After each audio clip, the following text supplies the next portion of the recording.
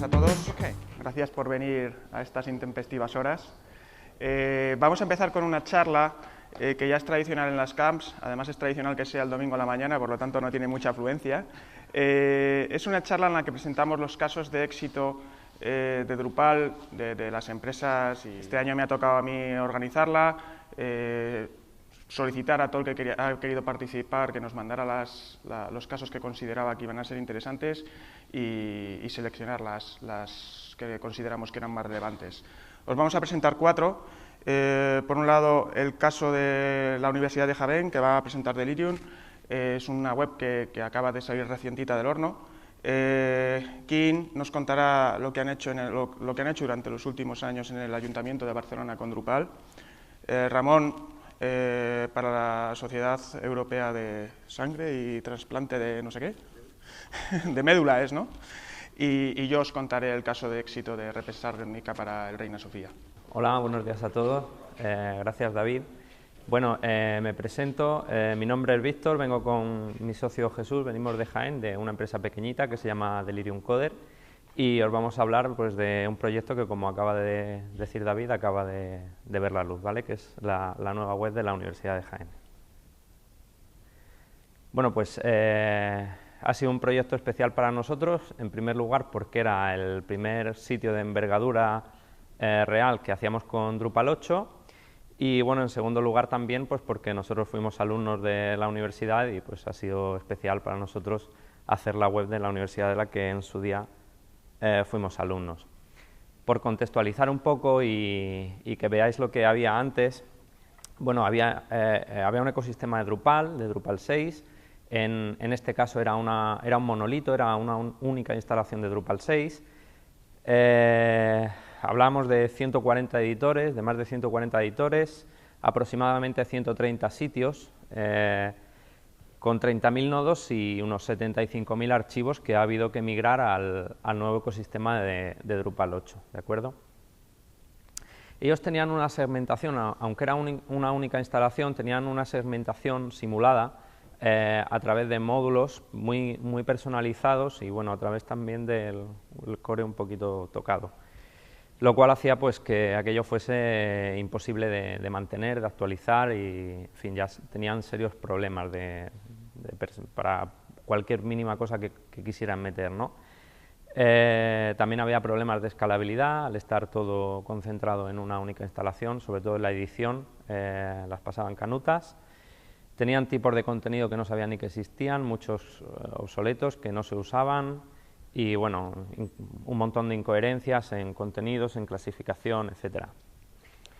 Entonces, bueno, lo primero que tuvimos que hacer aquí fue pues auditar lo que había, porque ni ellos mismos sabían qué es lo que tenían. Era un sitio desarrollado por terceros, poca documentación, código muy custom, muy hecho a medida.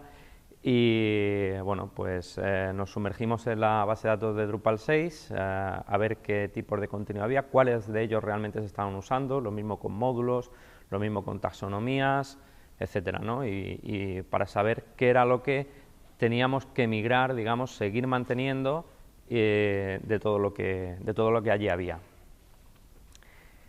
Bueno, en paralelo a esta auditoría empezamos a definir la arquitectura de la información, porque bueno, la web era difícil de navegar, tenían muy vinculada lo que era la arquitectura de la web a su estructura interna de la propia organización, ¿vale?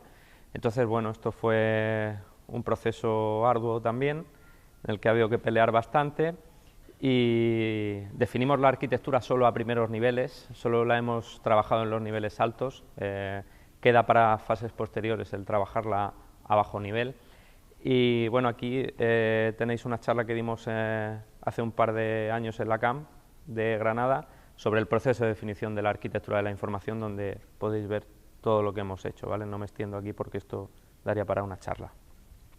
Bueno, en base a la auditoría de la que os he hablado, distinguimos distintos tipos de sites, ¿vale? Cada uno con unas necesidades específicas de tipos de contenido, de ciertas funcionalidades, ¿de acuerdo? Entonces, en principio hubo 2, luego se ampliaron a 6, y esto pues nos permitió enfocar el proyecto de primeras porque aislamos los distintos tipos de contenido en módulos y las distintas funcionalidades, entonces las activamos en distintos perfiles de instalación en función de las características del sitio que vamos a abordar, ¿vale? Y bueno, lo que hace que sea un proceso de instalación reproducible y que podamos crear nuevos sitios de forma cómoda, eligiendo el perfil de instalación adecuado. Y bueno, le paso el testigo a mi compañero Jesús y os va a seguir contando, ¿de acuerdo? Bueno, pues lo siguiente que determinamos y que tuvimos que hacer fue lo que veis aquí. Partimos de un único dominio donde, como os comentaba Víctor, estaba todo en un único sitio de Drupal y pasamos a una estructura multisite en el que tenemos más de 120 sitios, ¿vale? Y bueno, esos sitios, la arquitectura de la información se determinó también que se tenían que segmentar en distintos tipos de URLs, como veis. Tenemos URLs de tipo ruta, ¿vale?, que parten del dominio principal, y algunas otras que son subdominios del dominio principal. Y bueno, esto que a priori puede parecer complicado de conseguir, al final lo conseguimos sin ningún módulo, sin ninguna historia rara que no estuviera ya en Drupal, porque al final no es más que configurar unas cuantas hosts virtuales de Apache y unas cuantas redirecciones en Apache, y Drupal Multisite te permite hacerlo sin mayor dificultad. El siguiente gran paso, como veis, fue la migración, que esto sí que nos llevó un poco de tiempo, porque como antes también comentaba Víctor, había muchísimos tipos de contenidos obsoletos, información desestructurada, y tuvimos que darle una organización a toda esa información, ¿vale?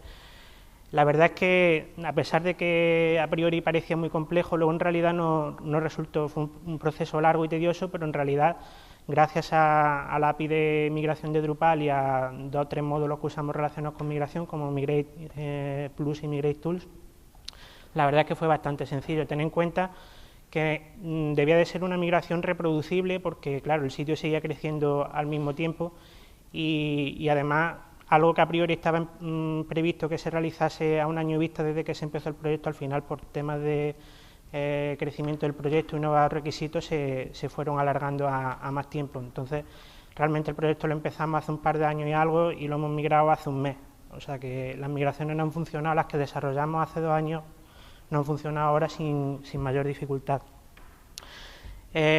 Una de las cosas interesantes de la parte de migración es que nos permitió, gracias a cómo está estructurado, cómo está pensado el proceso de migración en Drupal 8,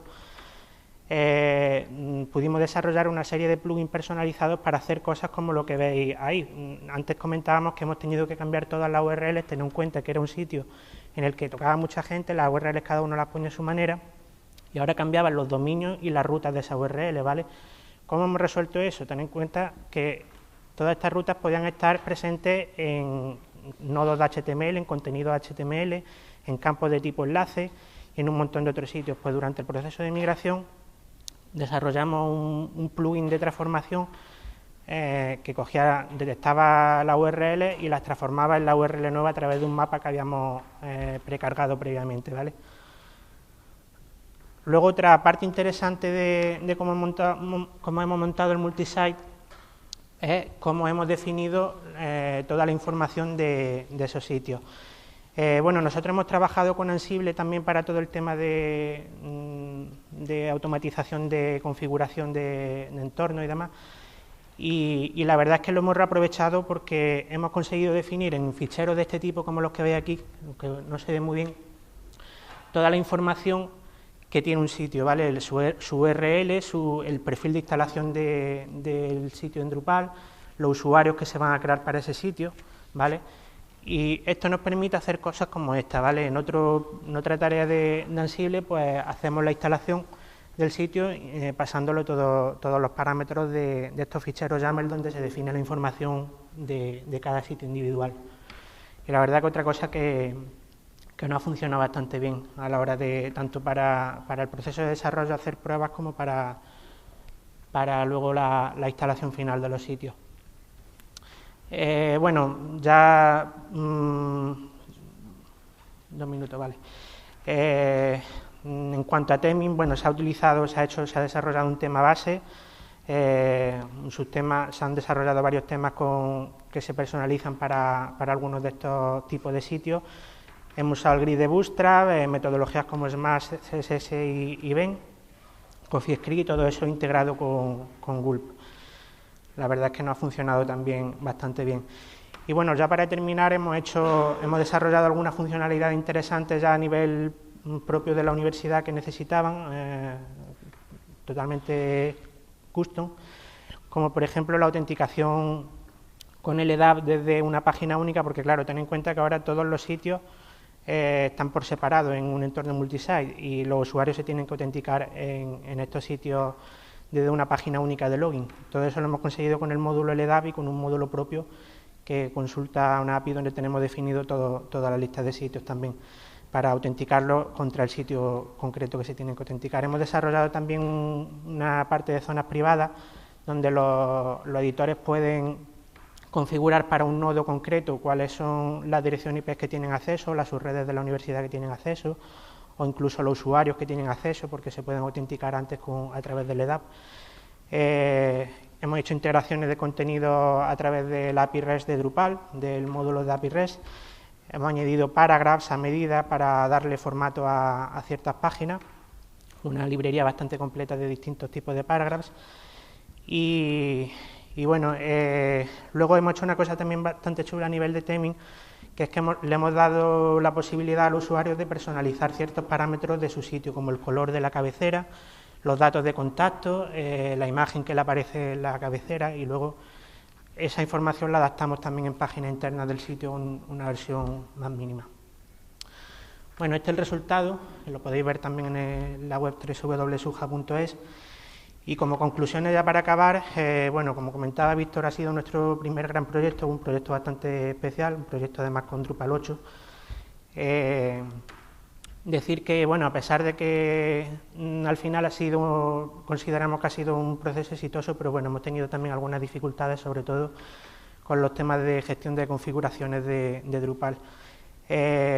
Y bueno, hay también tareas como el despliegue, que ya que hay que hacer limpieza de caché, pues hay que hacerla sobre 100 y pico sitios, que son los que tienen multisite y son un poco lentas.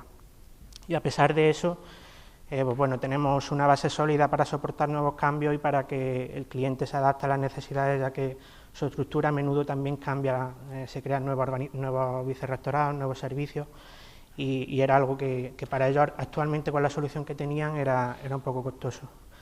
Y nada, muchas gracias por venir.